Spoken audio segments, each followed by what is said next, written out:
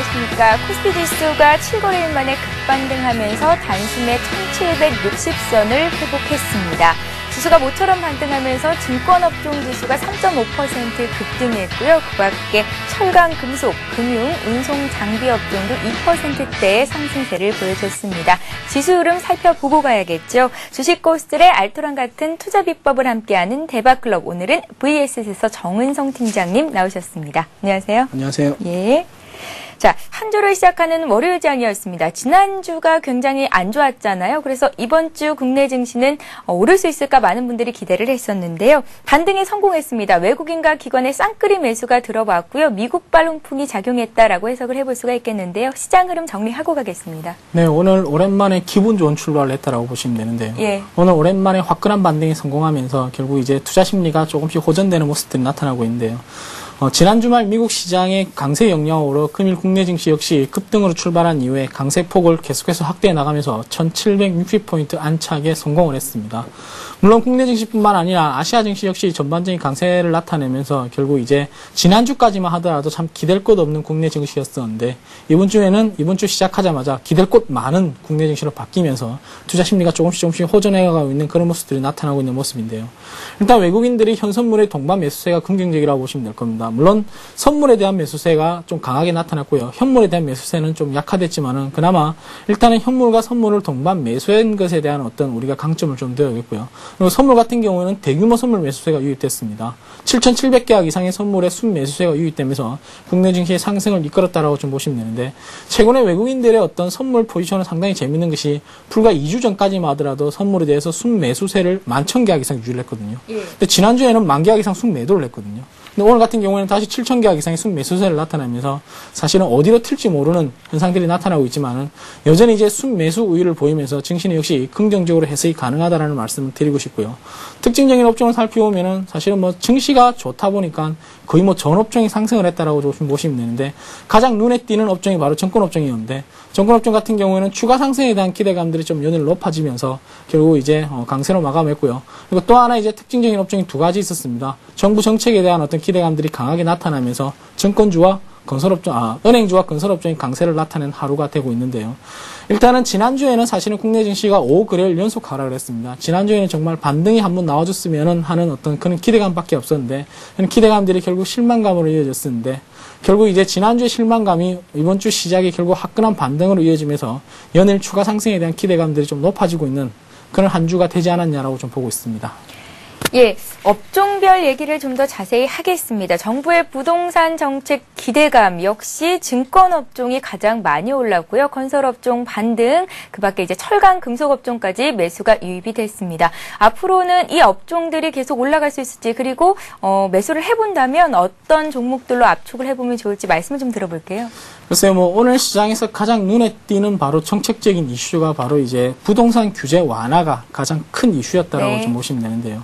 결국 이제 연일 침체되고 있는 부동산 경기 침체를 막기 위해서 정부가 빼든 칼날이 결국 이제 강남 3구를 제외한 나머지는 DTI를 없애버리는 예상보다는 강한 어떤 강제적인 조치가, 강도 높은 조치가 나왔다라고 좀 보시면 되는데, 이에 따라서 이제 건설업종과 은행업종들이 좀 활기를 치고 있는 그런 모습인데요.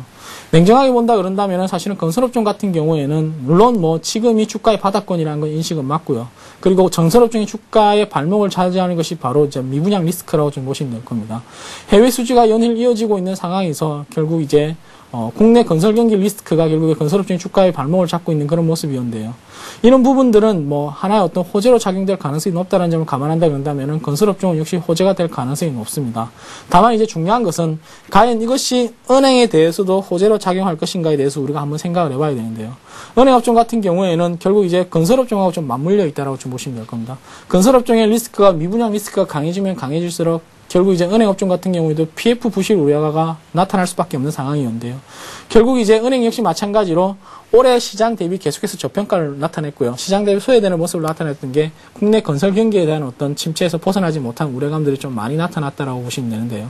따라서 지금 현 상태에서 만약에 부동산 경기가 살아난다 그런다면은 이것이 역시 건설업종을 포함해서 은행업종에도 호재가 될 가능성이 높다라는 말씀을 드리고 싶은데, 근데 우리가 이게 조금 더 냉정하게 생각한다 그런다면은 사실은 이번에 내놓은 대책들은 건설업종에서는 중장기적인 측면에서 호재가 될지 모르겠지만은 은행업종에게는 중장기적인 측면에서 호재가 될까라는 의구심을 갖게 되는데요. 이것이 바로 뭐냐면은 결국 니네 빚 더 많이 내서 은행 대출 더 받아서 집 사라 이 말하고 지금 똑같은 거거든요. 네. 그런 의미에서 본다 그런다면 이것이 과연 중장기적인 측면에서 은행업종의 호재가 될 것인가에 대해서 한번 살펴봐야 되는데 사실은 주택담보대출이 700조가 넘어간 상황에서 최근에 주택담보대출의 연체가 계속해서 좀 높아지고 있는 그런 모습이거든요. 그래서 어떻게 본다 그런다면은 사실은 PF 부실 우려와 주택담보대출 부실 우려가 동반 작용을 하고 있는 그런 모습인데 PF 부실 우려가 완화된다 그러더라도 이 완화되는 PF 부실 우려는 결국 이제 주택담보대출의 부실 우려로 갈 수밖에 없는 즉 이쪽이 호재가 나타난다 그런다면은 반대쪽에는 이것이 하나의 악재가 될 가능성이 높다라는 점을 감안한다 그런다면은 중장기적인 측면에서는 은행업종에 대해서 우리가 한 번쯤은 의심의 눈초리를 보낼 필요가 있지 않냐라고 좀 보고 있습니다. 그래서 일단은 건설업종은 건설업종은 호재로 작용할 가능성이 높지만 은행업종에 대해서는 우리가 의심의 눈초리를 가져볼 필요가 있고요. 그리고 건설업종 역시 마찬가지로 이미 주가에 반영될 만큼 다 반영이 되었다라고 좀 보시면 될 겁니다. 따라서 오늘도 역시 가장 강한 상승세를 나타낸 것이 바로 GS건설과 대림산업 등이 이제 가장 강한 상승세를 나타냈었는데 이 두 종목 같은 경우에는 국내 어떤 미분양 리스크의 대형 건설사 중에서 이제 가장 많이 노출이 되어 있다는 점 감안한다 그런다면 이것이 호재로 될 가능성이 크고요. 그리고 삼성물산하고 현대건설 같은 경우에는 오늘 그만큼의 반등이 안 나타났었거든요.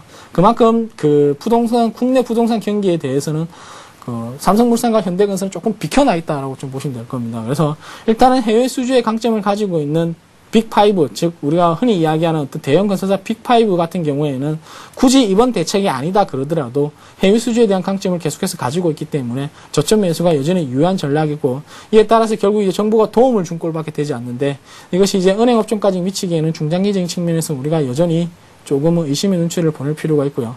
그리고 너무 과도하게 정부가 관여하는 것이 아닌가라는 생각이 들 정도로 시장의 자율성을 좀 맡기지 않고 억지적인 정책을 펴내는 것도 우리가 하나의 어떤 의심의 눈초리로 좀 봐야 되지 않을까라고 좀 보고 있습니다. 예.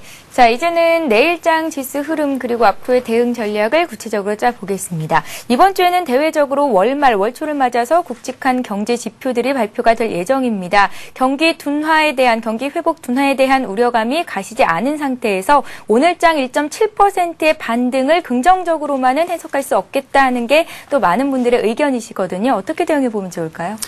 글쎄요, 경기 지표가 안 좋게 나타나는 것은 사실은 우리가 이미 예측이 되어 있는 부분이라고 좀 보시면 되는데요. 예. 이번 주 같은 경우에도 미국에서 주택 지표라든가 고용 지표, 제조업 지표 발표가 예정이 되어 있습니다. 따라서 이 지표가 좋게 나올 리도 만무하기 때문에 추가적인 조정을 좀 염두에 둘 필요가 있다는 말씀을 드리고 싶은데 그렇다 하더라도 급격한 조정이 나타나지 않을 것이라고 판단하는 게요.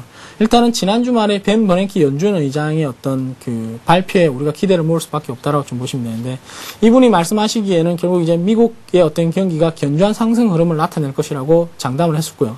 만약에 지금의 어떤 예상치를 벗어나서 경기가 침체로 들어간다 그런다면은 할 수 있는 모든 방법을 다 동원해서라도 결국 경기 침체를 막겠다라는 발언을 했고 이것이 이제 하나의 호재로 나타나면서 글로벌 증시가 동반급등을 했었는데 사실은 이분의 어떤 가장 강력한 어떤 의지라고 한다 그런다면은 이분의 마인드는 헬리콥터에서 돈을 뿌려서라도 경기 침체를 막겠다는 것이 가장 강력한 의지라고 좀 보시면 되거든요. 그래서 지난 어떤 글로벌 경기 위기, 금융위기 이후에 경기 침체가 나타났을 때도 아주 강력한 어떤 정책들을 나타내면서 결국 이제 경기 침체를 가장 빨리 단시간에 좀 헤쳐나왔다라고 좀 보시면 되는데요. 일단은 우리가 2007년도 글로벌 금융위기 이후에 2008년도에 사상 유례없는 경기 침체를 겪었습니다. 근데 사상 유례없는 경기 침체를 겪으면서 또 한 가지 동반된 것이 뭐냐면은 사상 유례없는 결국 경기 부양 정책들이 나타나기 시작했거든요. 그래서 작년에 지표가 갑자기 급속도로 좋아졌다는 것이죠. 근데 이 어떤 경기 부양 정책이 효과가 다 돼가면서 결국 지금 지표가 조금 작년보다 안 좋게 나타난다라고 보시면 되는데 쉽게 이야기하면은 결국 이제 경기 부양 정책의 효과들이 약발이 다 됐다는 것이거든요.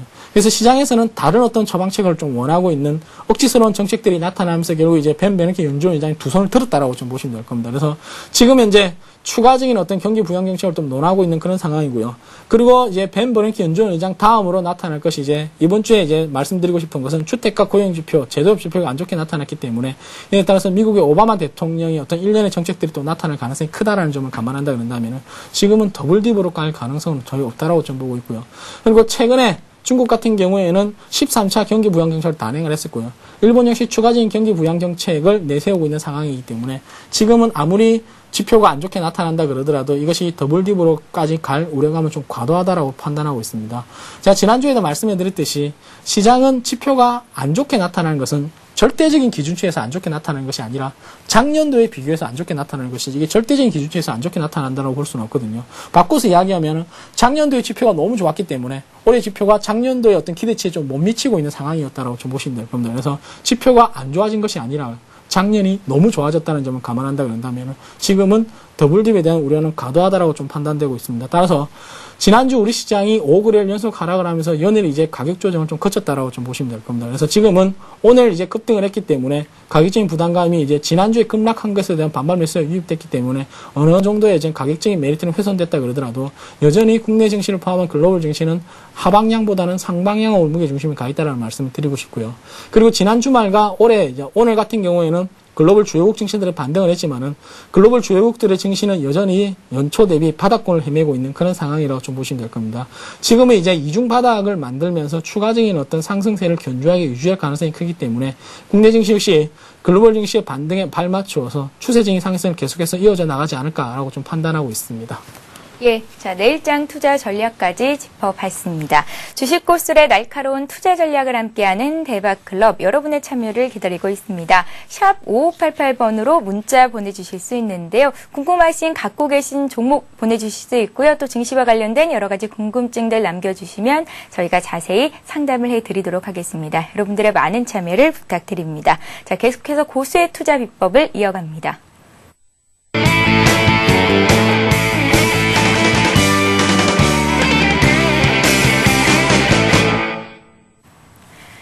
네, 기업 분석을 통해 알아보는 고수의 투자 비법 시간입니다. 오늘은 정은성 팀장님께서 어떤 기업을 들고 나오셨을지 얘기 들어보는 시간 갖겠습니다. 정 팀장님, 네. 오늘 어떤 기업 살펴볼까요? 오늘은 아트라스 BX라는 기업에 대해서 한번 살펴보도록 하겠습니다. 예, 아트라스 BX 자동차용 납축 전지 업체인데요. 3분기 실적 호전에 대한 기대감에 주가도 위쪽으로 방향을 찾아가고 있는 모습입니다. 정 팀장님께서는 아트라스 BX에 대해서 어떤 견해를 갖고 계신지 기업 분석을 해보도록 하겠습니다. 뭐 하는 기업인가요? 네, 일단은 아트라스 BX는 한국 타이어 그룹의 어떤 소속으로 되어 있는 자동차 축전지 제조업체라고 좀 보시면 될 겁니다. 예. 그래서 자동차용 축전지 분야에서 독보적인 기술을 좀 보유하고 있는 업체라고 좀 보시면 되는데요. 우리나라에서는 시장 점유율 2위의 업체라고 좀 보시면 될 겁니다. 시장 점유율 1위는 세방전지, 즉 로켓 배터리를 보유한 세방전지가 시장 점유율 1위 업체고요.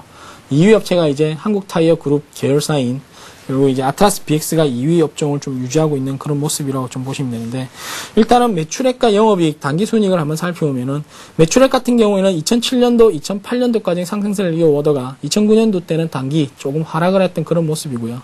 그리고 2010년도에는 다시 이제 강력한 어떤 매출액 증가세가 나타나면서 결국 이제 매출액 증가세를 꾸준히 좀 이어가고 있는 그런 모습이고요. 그리고 무엇보다도 일단은 계속해서 어떤 수익성 호전이 이루어지고 있는 그런 모습인 점을 감안한다 그런다면은 지금은 충분히 추가적인 상승도 가능하다는 말씀을 드리고 싶은데요. 일단은 안정적인 이익 창출이 지속적으로 이루어졌기 때문에 재무 구조가 상당히 좀 안정되어 있는 그런 모습이라고 좀 보시면 될 겁니다. 아무래도 기업에서 가장 중요하다라고 판단되는 것은 일단은 얼마만큼 돈을 많이 가지고 있냐를 떠나가지고 얼마만큼 영업을 잘하냐가 가장 중요하다라고 좀 보시면 되는데, 결국 물건을 팔아야지 손실이 나든 이익이 나든 둘 중에 하나가 난다라고 좀 보시면 되거든요. 그래서 일단은 매출액의 증가 추세는 결국 이제 흔히 이야기하는 어떤 변동비, 즉 고정비의 감소 효과도 나타나기 때문에 결국 수익성 호전이 좀 빠르게 나타나고 있는 그런 모습이고요.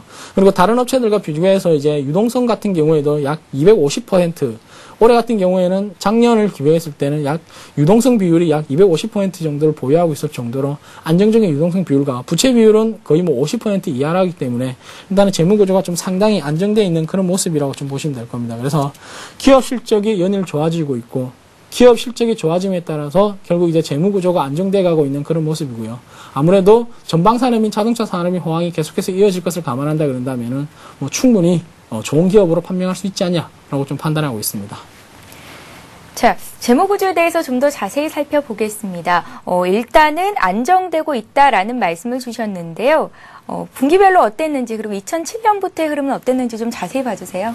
네, 2007년도의 유동자산을 한번 살펴보면 2007년도 유동자산이 약 752억 원이었거든요. 예. 근데 2008년도엔 1244억 원이었고 2009년도에는 1564억 원, 2010년도 지금 6월달 기준으로 본다면 1720억 원의 유동자산을 보유하고 있습니다.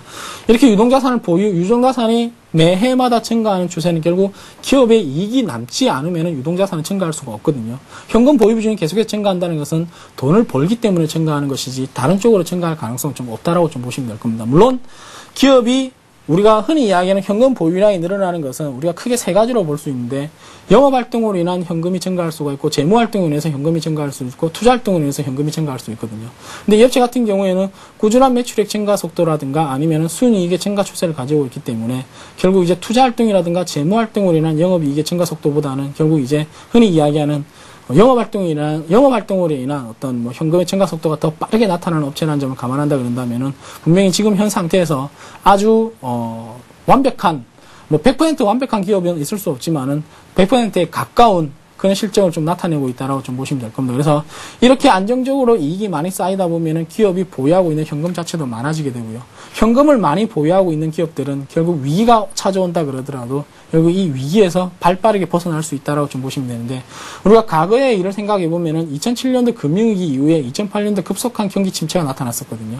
이때 이제 가장 말들이 많은 우리나라 대기업을 살펴보면은 금호와 STX, 한화, 뭐 두산 이런 어떤 그룹들이 결국 돌아가면서 계속해서 매를 맞는 형국들이 나타났었는데 이 기업들의 어떤 공통적인 특징이 있다 그런다면은 결국 자기의 어떤 자본보다는 남의 자본을 끌어들여 가지고 공격적인 M&A를 단행했던 기업들인데 이 공격적인 M&A를 단행할 때는 우리가 경기 침체 시기에는 이것이 우리한테 화가 되어서 돌아올 가능성이 크거든요.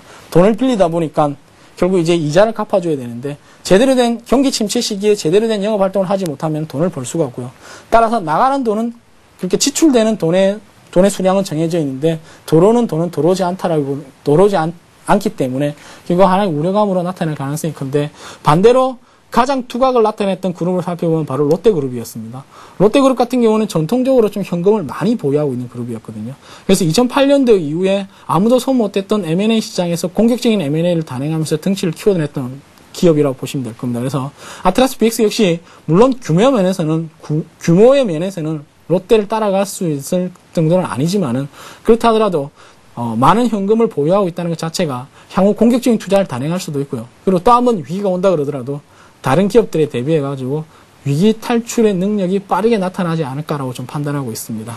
예, 아트라스 BX의 재무 상태를 봤습니다. 자, 이와 함께 이제 미래 성장성도 함께 뒷받침이 되는지의 여부도 살펴봐야 할 것 같은데요. 아무래도 전방 산업인 자동차 산업의 영향을 가장 많이 받을 것 같습니다. 네.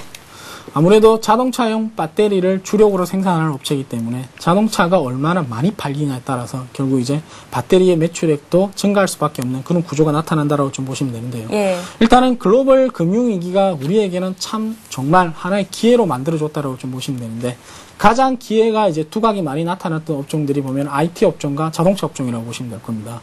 현대차가 결국 이제 미국 시장에서 5% 이상 시장 점유율을 나타낼 정도로 급속한 성장세를 나타내고 있고요. 이에 따라서 결국 이제 아트라스 BX도 같이 성장을 하고 있는 그런 모습이라고 좀 보시면 되거든요. 그래서 전방 산업의 업황 화응으로 인해서 매출액 증가세가 지속될 가능성이 크고요.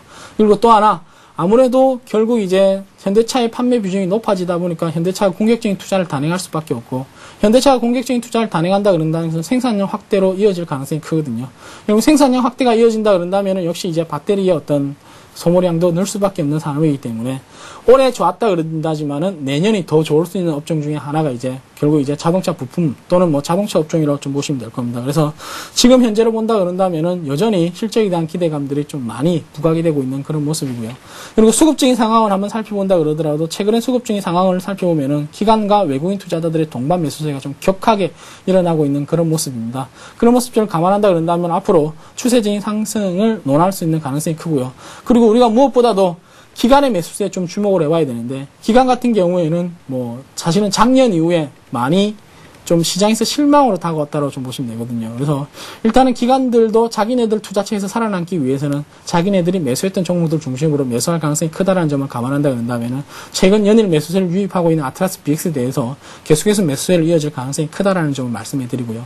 그리고 또 하나 우리가 주식시장에서 절대 법칙이 하나 있습니다. 그것이 바로 저평가되어 있는 종목들은 반드시 오른다는 절대 법칙이 하나 있는데요. 예. 아트라스 BX 같은 경우에는 작년도 실적을 기준으로 한다 그러더라도 지금은 퍼가 5배도 형성이 안 되고 있는 상황입니다. 올해 같은 경우에는 작년보다 실적이 많이 좋아진다는 것을 감안한다 그런다면은 지금 현재 주가 수준은 퍼가 4배도 안 되는 수준, 즉 3배 초반에서 형성될 가능성이 크거든요.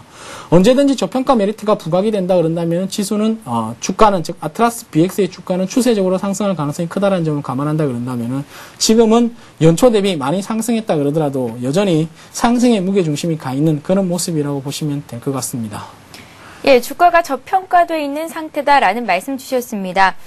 오늘장 한 23,250원 선에서 맞춰졌거든요. 앞으로의 전망 어떻게 하시는지, 목표 주가는 어느 정도나 설정을 해볼 수 있을까요? 이 종목을 산다면 지금 시점 매수도 가능할까요?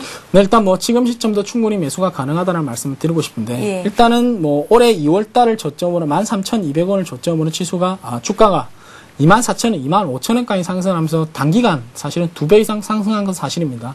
저점 대비 많이 상승한 건 사실이지만은 저점 대비 많이 상승했다 그러더라도 여전히 저평가되어 있는 것도 사실이거든요. 그래서 이런 종목 같은 경우에는 저평가 메리트가 부각이 된다 그런다면은 충분히 추가적인 상승도 가능할 것이라고 보고 있고요. 그리고 제가 이제 방금 전에도 말씀해 드렸는데 우리가 주식 투자에서 어떤 절대적인 법칙이라고 좀 보시면 될 겁니다. 경쟁사 대비 또는 타업종 대비 저평가되어 있는 종목들은 반드시 상승을 하게 되어 있는, 물론 다소 지루하게 이어질 가능성은 높다 하지만은 반드시 추가적인 상승을 논할 수 있다라는 말씀을 드리고 싶은데요. 일단은 지난 금요일 날 다시 급등을 했습니다. 지난 금요일 날 지수가 급등을 하면서 약 5% 가량 급등을 하면서 이제 단기 하락 추세가 제가 볼 때는 일정 부분 마무리되지 않았냐라고 좀 판단을 하고 있는데, 이런 하락 추세가 마무리되면서 다시 이제 상승 추세로 좀 복귀가 좀 이루어지고 있는 그런 모습이라고 판단하는 점을 감안한다 그런다면은 추세적인 상승을 조금 더 이어갈 가능성이 크다라고 좀 보고 있는데, 지금은 일단 23,250원에서 지금 주가가 형성되고 있는데요.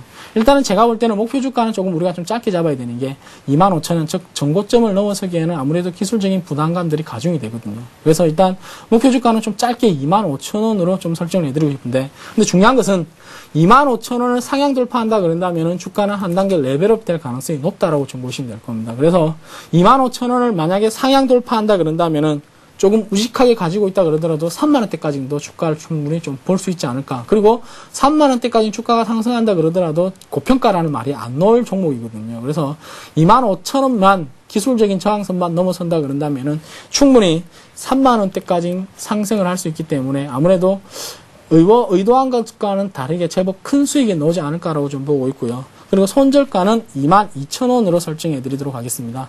22,000원 같은 경우에는 60일 이동 평균선이 조만간 22,000원에 맞물릴 가능성이 크고요. 그리고 22,000원을 이탈한다 그런다면 주가는 다시 2만원대까지 조정을 염두에 둘 필요가 있기 때문에 일단은 22,000원을 손절가로, 목표 단가는 1차적으로 25,000원, 25,000원 상향 돌파한다 그런다면 3만원대까지 충분히 볼 수 있지 않을까라고 좀 판단하고 있습니다.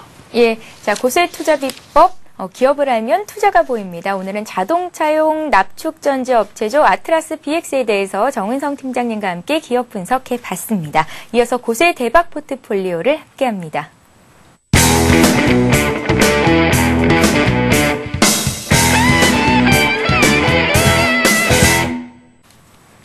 예, 고세 포트폴리오를 따라 잡아보는 시간입니다. 고세 대박 포트폴리오 시간인데요. 정은성 팀장님은 매주 월요일에 함께 하고 계시죠. 그간 들고 계셨던 종목들이 오늘까지 어떤 움직임 보이고 있는지 짚어보는 시간 갖겠습니다.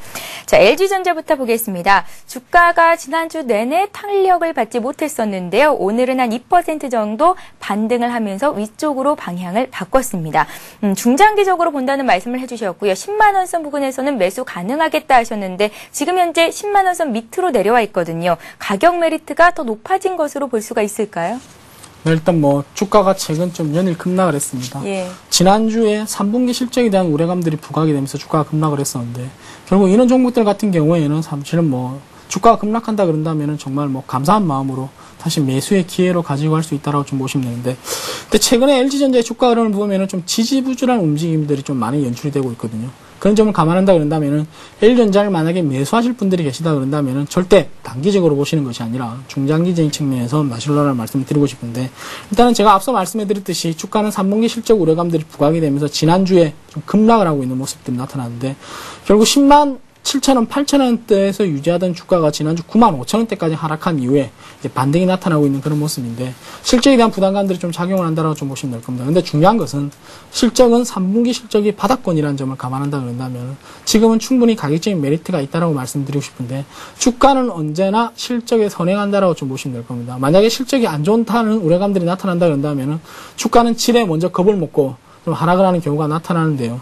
3분기 실적 역시 마찬가지로 누구나 다 안 좋을 것이라고 예상이 되어 있기 때문에 주가가 급락을 했고 이에 따라서 가격적인 메리트가 다시 부각이 될 가능성이 높다. 또는 최근에 어떤 연일 급락으로 인해서 기술적인 반등도 넣을 수 있다고 좀 보고 있거든요. 그래서 지금 현재 상황으로서는 제가 볼 때는 뭐 추가 하락보다는 상승 쪽에 무게중심이 가 있지 않냐라고 좀 판단하고 있습니다. 다만 앞서 말씀드렸듯이 부담스러운 것은 최근에 기관과 외국인들이 동반 매도세가 나타났기 때문에 일정 부분 이 부분에 대해서는 뭐 시간적인 어떤 좀 여유가 필요하지 않을까라고 좀 보고 있기 때문에 단기적으로 큰 수익을 내고 싶다는 분들 같은 경우는 이 종목을 선호하는 것은 조금 제외하시고요.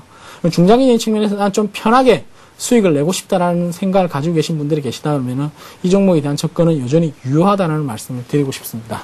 예, LG전자 봤고요. 이번에는 이어서 SK증권 보겠습니다. 증권주는 지수의 바로미터다라고 볼 수가 있겠는데요. 오늘장 지수가 급반등하면서 증권주의 흐름도 괜찮았습니다. 지난주에는 좀 많이 부진했었고요. 네. 예. 지난주 역시 마찬가지로 시장이 반등을 하지 못하니까 증권주 역시 내리막길을 좀 걷고 있는 모습이었거든요. 지난주에는 국내 증시가 다른 증시보다 좀 많이 내렸습니다. 미국 증시가 약 0.6% 내렸고요. 그리고 뭐 중국 증시가 1.2%, 그 다음에 일본 증시가 약 2%가량 하락했었는데 국내 증시 같은 경우에 지난주 주간 단위로 보면 2.6%가량 하락했었거든요. 따라서 국내 증시의 하락폭이 심해지면서 결국 이제 증권주에 대한 어떤 뭐 우려감들도 좀 부각이 될 수밖에 없는 그런 모습인데 아무래도 증권주 같은 경우에는 지수가 하락을 하면 같이 하락을 하고 지수가 상승을 하면 같이 상승을 하는 그런 모습이었는데 지난 7월 이후에 추가 상승에 대한 기대감들이 높아지면서 증권주가 급반등을 했었고요. 이후에 지지부진한 모습을 보이다가 경기 둔화 우려감들이 나타나면서 결국 이제 주가가 쭉 뒤로 밀려버린 현상들이 나타났고요. 오늘 같은 경우에는 다시 이제 지난 주말 미국 증시가 화끈한 반등에 성공을 하면서 결국 이제 증권주들의 어떤 반등이 좀 나타나고 있는 그런 모습이라고 좀 보시면 될 겁니다. 그래서 일단 제가 말씀드리고 싶은 것은 단기적으로 주가는 급등할 가능성은 없다라고 좀 보고 있습니다. 이번 주 같은 경우에는 미국의 어떤 경제 지표들이 좀 연일 발표가 되고 있는 상황에서 좋게 나타날 일은 만무하기 때문에 단기적으로 급등할 가능성은 없거든요. 다만 중요한 것은 제가 앞서 이제 시황에서도 말씀해 드렸듯이 더블딥으로 갈 가능성은 없기 때문에 추가적인 상승 쪽에 무게중심이 가 있다. 따라서 증권주 역시 추가적인 상승 쪽에 무게중심을 맞춰볼 필요가 있지 않냐라고 좀 보고 있습니다. 그래서 일단은 단기 급등 이후에 조정을 받고 이제 다시 이제 추가적인 상승 쪽에 무게중심이 가 있다는 점을 감안한다 그런다면은 SK증권을 포함했던 증권주 역시 여러분들은 뭐 추세적으로 지금 포트폴리오에 담을 수 있는 시기라고 말씀드리고 싶은데 꼭 SK증권이 아니다 그러더라도 여러분들 포트폴리오에서는 증권주는 꼭 하나 필요하다는 말씀을 드리고 싶고요. 그리고 저는 SK증권을 선택했던 거 제가 지난번에 한번 말씀드렸는지 모르겠지만은 현대증권을 매수한 이후에 한번 차익 실현을 하고 상대적으로 덜 올랐다는 즉 페어 트레이딩 관점에서 SK증권을 선택한 것이지 SK증권이 강점이 따로 있다는 것은 아닙니다. 그래서 그런 점을 감안한다 그런다면 차라리 여러분들은 SK증권보다는 뭐 삼성증권이나 대우증권 탄력이 좋은 증권사들을 중심으로 매수하는 것이 좀 더 낫지 않을까라고 좀 판단하고 있습니다. 예, 자 이어서 STX 페노션 보겠습니다. 오늘장 반등을 했지만 역시나 지난주에 꽤 많이 내렸거든요. 네. 예.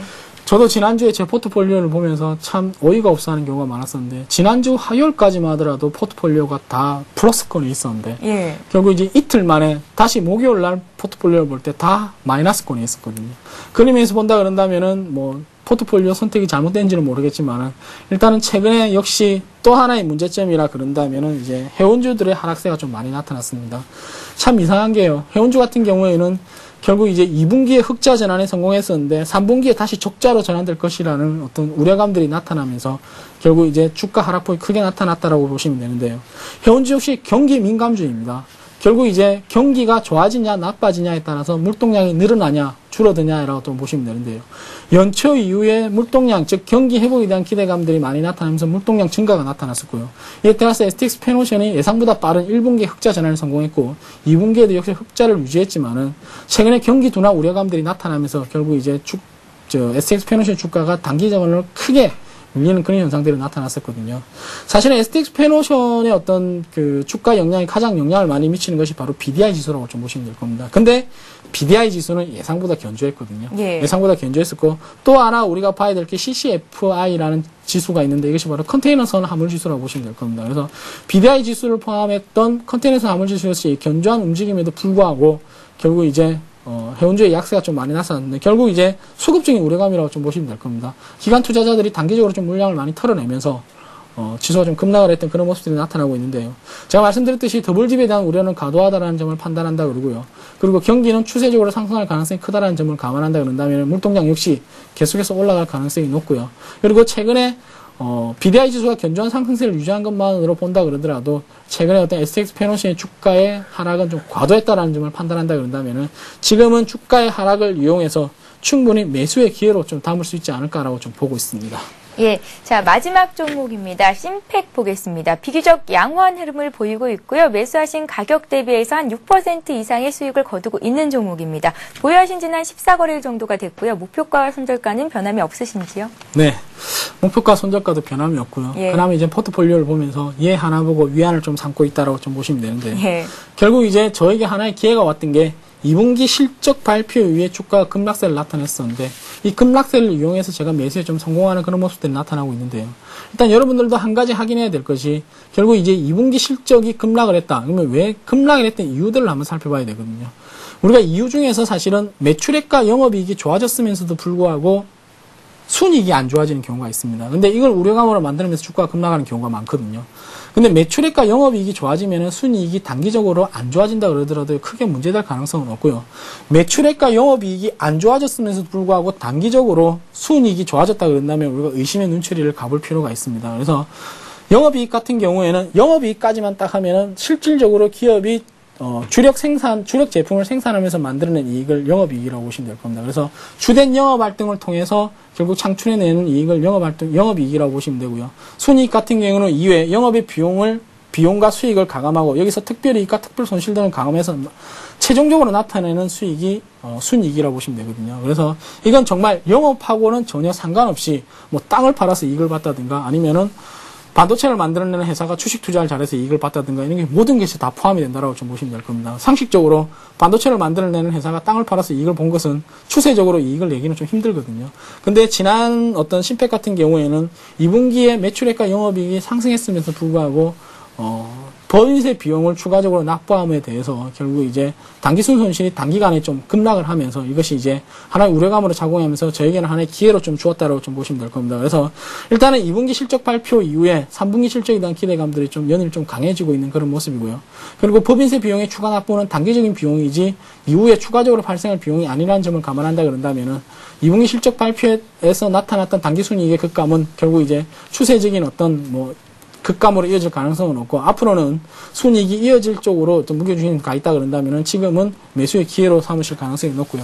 그리고 실적 대비 저평가되어 있기 때문에 지금 현 상황에서 추세적인 상승도 좀 가능하다라고 좀 보시면 될 겁니다. 그래서 앞서 제가 아트라스 BX에 대해서 말씀해드렸듯이 결국 이제 실적 대비 주가가 저평가되어 있다는 말들이 나타난다 그러면 추세적인 상승이 가능할 것이라고 좀 판단하고 있거든요. 그래서 지난 금요일 날 주가가 3% 이상 급락을 했지만은 오늘 같은 경우는 다시 3% 이상 급등을 하면서 지난 금요일에 갭을 완전히 메워버린 상태라고 좀 보시면 될 겁니다. 그래서 아직까지도 주가에 대한 어떤 저평가 메리트가 부각될 가능성이 높다는 점을 감안한다 그런다면은 저점 대비 많이 상승했음에도 불구하고 지금도 매수가 가능한 종목이라고 말씀해 드리고 싶습니다. 예, 정은성 팀장님께서는 LG전자에 이어서 심팩까지 4가지 종목을 들고 계신데요. 다시 한번 정리를 해드리겠습니다. LG전자부터 살펴보겠습니다. 매수하신 가격 대비해서 수익은 마이너스 2% 정도 나고 있는 종목인데요. 3분기 실적이 바닥권이라고 본다면 지금의 주가 수준은 바닥권이라고 볼 수 있겠다. 매수를 해봐도 좋겠고 들고 간다면 중장기적으로 가져가는 게 맞겠다 하셨습니다. 다음 종목 보겠습니다. SK증권인데요. 단기적으로 급등할 가능성은 없겠다. 매수하신 가격대에 현재 위치해 있습니다.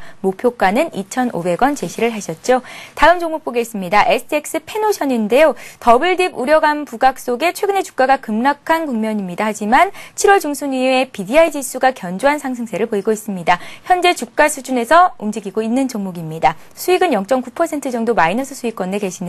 마지막 종목 보겠습니다. 심팩인데요. 보유하신 기간이 14거래일 정도가 지나가고 있고요. 수익은 6% 이상 나고 있습니다. 저평가돼 있는 종목이다라는 말씀 주시면서 목표가 5,000원 그대로 들고 가시겠다 하셨습니다. 자, 곳의 대박 포트폴리오 정은성 팀장님은 매주 월요일장에 함께하고 있습니다. 오늘까지 들고 계셨던 종목들의 향후의 흐름들은 다음 주 이 시간에 짚어보는 시간 갖겠습니다. 자, 이어서 시청자 여러분들이 궁금해하시는 들고 계신 종목을 상담해 드리는 시간입니다. 고수는 해결사 시간을 함께합니다.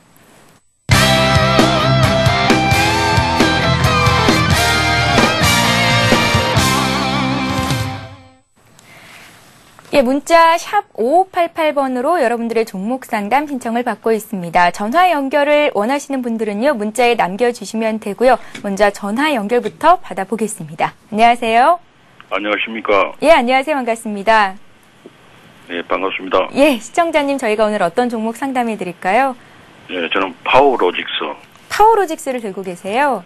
예. 예, 매수하신 가격과 비중을 먼저 여쭙겠습니다. 매수가는 9,240원에 예. 비중 50% 해당됩니다. 9,240원에 50% 정도를 갖고 계십니다. 한 번에 50%를 사신 건가요? 아닙니다. 예. 계속 주가가 하락할 때마다 계속 사서 낮춘 가격이 이렇습니다. 9,240원에 50% 비중이 꽤 많으신데요. 손실도 꽤 있으시고 특별히 궁금하신 점이 있다면 어떤 점들이 있을까요? 이 주식을 매수한 지가 몇 개월 되었습니다. 예. 그 이후로 9,000원 가까이 한번 올라왔다 그 뒤로부터 계속 그냥 하락을 해가지고 지금 7,000원 선 이하에서 계속 맴돌고 있습니다.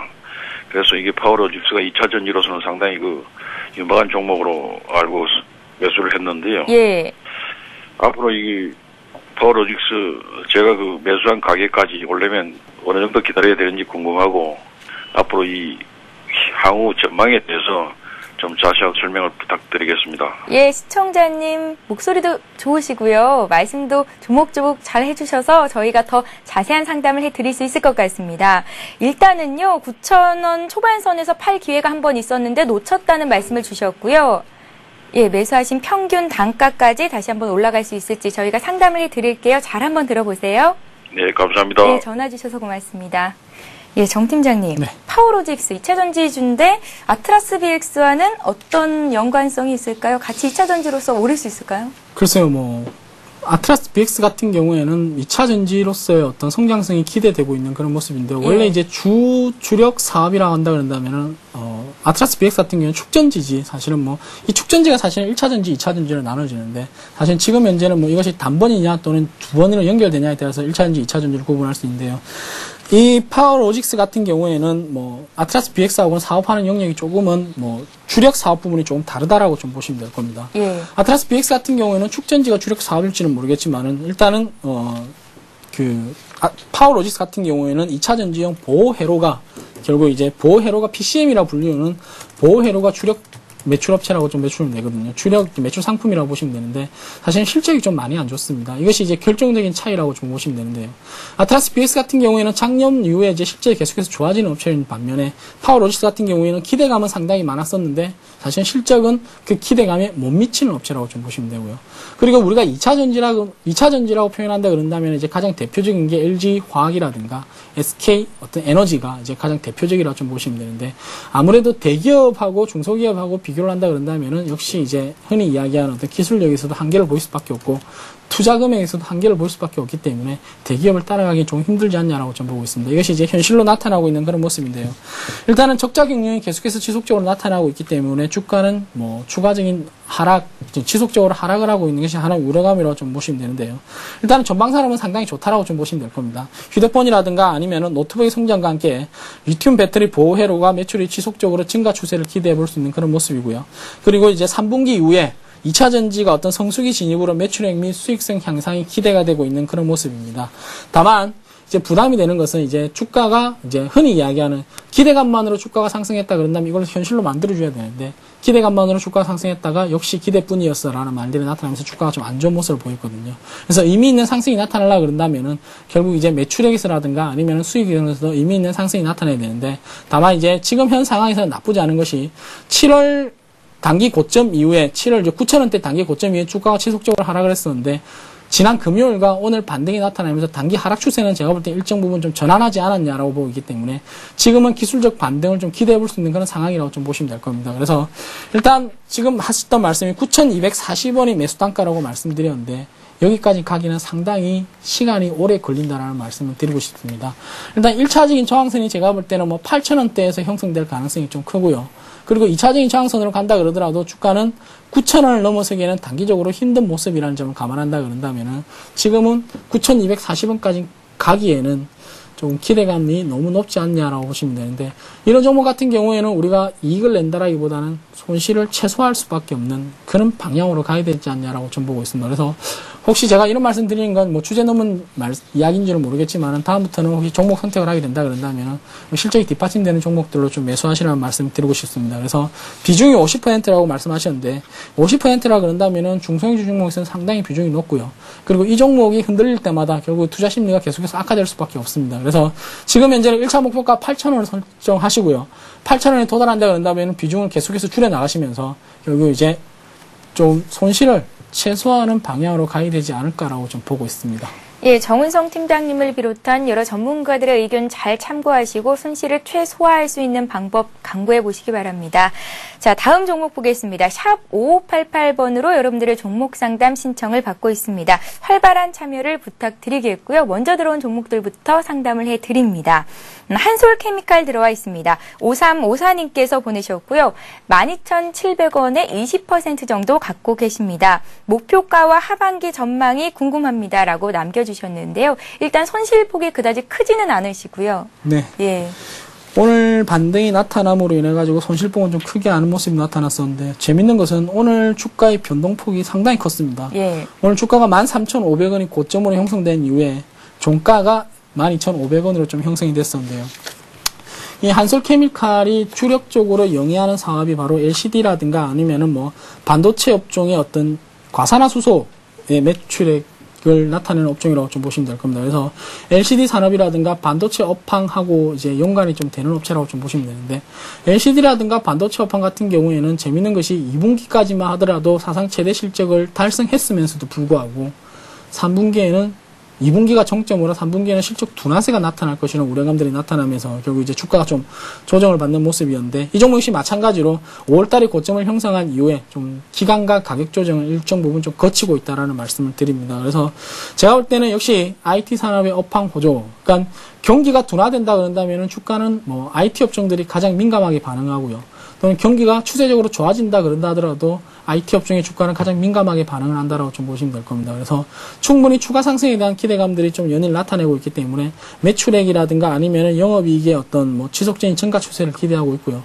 그리고 수급도 상당히 좋아지고 있는 그런 모습인데 수급 같은 경우에 살펴본다 그러더라도 외국인들의 매수세가 지속적으로 이어지고 있는 그런 모습이라고 좀 보시면 될 겁니다. 그래서 외국인들의 매수세는 역시 단기적으로 보기보다는 중장기적인 측면에서 매수를 강한다 그런다면 역시 중장기적인 측면에서 충분히 매력적인 종목이라고 말씀드리는데 다만 이제 오늘 주가의 흐름에서 잘 살펴보듯이 지금 이제 기술적인 저항선이 제가 볼 때 1차적으로 13,000원이 기술적인 저항선이라고 보고 있는데 13,000원을 넘어가니까 출회되는 매물 물량이 조금 많다라고 좀 보시면 될 겁니다. 그래서 일단은 1차적인 목표 주가는 13,000원 또는 2차적으로 14,000원대까지 충분히 볼 수 있지 하지만은 일단은 지금 현 상황으로서는 13,000원을 넘어간다 그런다면은 비중을 조금 줄이시는 것이 좋지 않을까라고 좀 보고 있고요. 그리고 14,000원대까지는 충분히 이제 보유할 수 있는 그런 종목이 되지 않을까라고 보고 있습니다. 네. 자, 이어서 하나하나 63님의 종목 동국 SNC를 보겠습니다. 매수하신 가격이 8,000원이시고요. 이분도 비중이 꽤 많으시죠? 한 종목에 50% 정도 비중을 갖고 계십니다. 어떻게 해야 좋을까요? 분석해 주세요. 라고 문자에 남기셨습니다. 재밌는 것이 같은 어떤 재생에너지 관련주라 그러더라도 사실은 뭐 태양광 사업과 풍력 사업과는 좀 희비가 엇갈리고 있는 그런 모습인데요. 예. 태양광 사업 같은 경우에는 연일 실적에 대한 기대감들이 높아지면서 주가가 계속해서 강세를 나타내면서 불구하고 풍력 관련주 같은 경우에는 실적도 안 좋게 나타나고 있고 업황의 어떤 우려감들도 다시 나타나고 있는 모습으로 주가가 연일 안 좋은 모습들이 나타나고 있는데요. 동국 SNC 같은 경우에는 매출액의 100%가 풍력 관련주라고 좀 보시면 될 겁니다. 근데 이 풍력 관련 업체들 같은 경우에는 결국 이제 가장 설비 투자가 좀 대규모의 설비 투자가 단행된다는 점을 감안한다 그런다면은 최근에 경기 둔화 우려감이 설비 투자의 발목을 좀 잡고 있는 그런 모습이거든요. 근데 중요한 것은 앞서 제가 LG전자에도 말씀해드렸듯이 실적은 지금은 바닥권이 맞습니다. 추세가 추가적으로 실적이 악화될 가능성은 거의 없다라는 말씀을 드린다면은 실적도 지금이 바닥권이거든요. 근데 이제 단기간에 바닥권을 탈피하기 좀 힘든 그런 모습이 경기 둔화 우려감들이 여전히 주가 상승에 좀 발목을 잡고 있고요. 그리고 이것이 이제 또 하나 유가하고 좀 밀접한 연관이 있다라고 좀 보시면 되는데, 유가 같은 경우에는 유가가 사상 최고치를 경신하면 경신할수록 풍력 관련주 같은 경우에는 다시 하나의 어떤 기대감만으로 주가가 좀 올라가고 설비 투자가 단행되는 그런 모습들이 나타나고 있는데, 유가가 다시 내려온다 그런다면은 투자를 할 필요성이 없어지거든요. 그런 의미에서 감안한다 그런다면 최근에 어떤 미국 시장의 어떤 달러 강세, 그리고 경기 둔화 우려감들이 유가가 약세를 나타냈기 때문에 아무래도 업황 둔화에 대한 우려감들이 좀 많이 나타내고 있는 그런 모습인데, 일단 제가 볼 때는 뭐 시간이 걸릴다 하더라도 충분히 매수 단가까지 갈 수 있는 가능성은 높습니다. 다만 시간이 걸린다는 것이 문제고요. 그리고 또 하나 문제점이라는 것은 앞서 이제 우리 앵커님께서도 말씀하셨듯이 비중이 높다라는 점이 문제점이죠. 그러니까 비중이 높다라는 것은 결국 이 한 종목에 대해서 흔들릴 가능성이 높다는 점을 감안한다 그런다면은 추가 상승 시마다 좀 비중을 줄여 나가면서 손실을 최소화하고요. 그리고 비중이 20% 이내로 들어온다 그런다면은 충분히 수익을 낼 수 있다라고 좀 보시면 될 겁니다. 그래서 일단은 목표 주가는 제가 조금 시간을 갖는다 그러더라도 9,000원까지 목표 주가를 설정해 드리도록 하고요. 손절가 같은 경우에는 6,500원인데 6,500원 같은 경우에는 지난 저점, 즉 5월 25일 저점이 6,500원 선이거든요. 6,500원을 이탈한다 그런다면은 추가적으로 하락할 가능성, 즉 지지선이 없어진다는 점을 감안한다 그런다면은 추가적인 하락을 염두에 둘 필요가 있습니다. 그래서 손절가는 6,500원, 목표가는 조금 길게 9,000원대까지 설정해 드리도록 하겠습니다. 예, 정 팀장님, 한 종목 더 보겠습니다. SK컴즈 들어와 있는데요. 6220님께서 큰일 났습니다. SK컴즈를 25,000원에 매수했는데요. 너무나 걱정이 커요. 상담 좀 부탁드립니다. 라고 문자에 남기셨습니다. 비중은 적지 않으셨고요. 좀 짧게 부탁드릴게요. 네, SK컴즈 같은 경우에는 이제 최근에 인터넷 관련주들이 좀 많이 부각이 되면서 이제 연일 시장의 기대치를 한몫에 받았다가 좀 한몫이 없어져 버린 그런 종목들이라고 보시면 되는데, 예. 성장성에 대한 기대와 실적에 대한 기대감들은 여전히 유효합니다. 아무래도 실적이 단기적으로 좋아질 것이라는 기대감들이 나타나면서 인터넷 관련들이 동반 강세가 나타났었고, 이런 실적의 기대감들이 이제 앞으로도 추가적으로 이어질 가능성이 크다라는 점을 감안한다 그런다면은 추세적인 상승을 아직도 기대해 볼 수 있는 그런 종목이라고 좀 보시면 될 겁니다. 그래서 경기 회복이 나타나면서 결국 이제 미디어 광고 쪽에 광고 매출이 늘어나는과 동시에 결국 이제 새로운 어떤 검색을 개발해 내면서 트래픽 증가가 일어나고 있는 상황인 점을 감안한다 그런다고, 그리고 시장 점유율이 3위 업체라는 점을 감안한다 그런다면 여전히 이제 시장 점유율을 높일 수 있는 어떤 성장성이 좀 부각이 된다라고 좀 보시면 될 겁니다. 그래서 지금은 좀 큰일 났다라고 한다 그러더라도 일단 지금은 매도할 때가 아니라는 말씀을 좀 드리고 싶고요. 다만 이제 문제가 되는 것은 단기 급락이 나타났기 때문에 급등을 기대해 볼 수 있는 상황이지만은 일단 급락의 폭이 크기 때문에 매수 단가까지 도달하기엔 시간이 좀 걸릴 거라고 좀 보고 있습니다. 그래서 이 종목 역시 마찬가지로 1차적인 목표 주가는 18,000원 선에서 형성이 될 수밖에 없습니다. 아무래도 이 18,000원 선에서 주가가 단기 저항선으로 형성될 가능성이 크다라고 점을 감안한다면 18,000원에서 어느 정도 비중을 좀 줄이시고요. 이후에 일단 다시 있는 2만 원대까지 목표를 좀 볼 수 있지 않을까라고 보고 있습니다. 예, 코스 해결사 종목 상담 순서는 여기서 마치겠고요. 오늘 들어온 종목들 상담 다 못해드린 종목들은 내일 대박클럽 시간에서 소화해드리도록 하겠습니다. 자, 함께해 주신 여러분께 감사의 말씀을 드리고요. 정은성 팀장님 오늘 수고 많으셨습니다. 고맙습니다. 예, 대박클럽은 항상 시청자 여러분들과 함께하고 있습니다. 샵 5588번으로 상담 받고 싶으신 종목 보내주실 수 있는데요. 문자를 보내실 수 있는 번호입니다. 샵 5588번으로 여러분들의 활발한 참여를 기대하겠습니다. 자, 21세기에는 행복한 사람이 나중에도 행복할 수 있고요. 지금 즐겁게 사는 사람이 나중에도 즐겁게 살 수 있습니다. 오늘 하루 행복하게 마무리 잘 하시고요. 저희는 내일 이 시간에 다시 뵙겠습니다. 고맙습니다.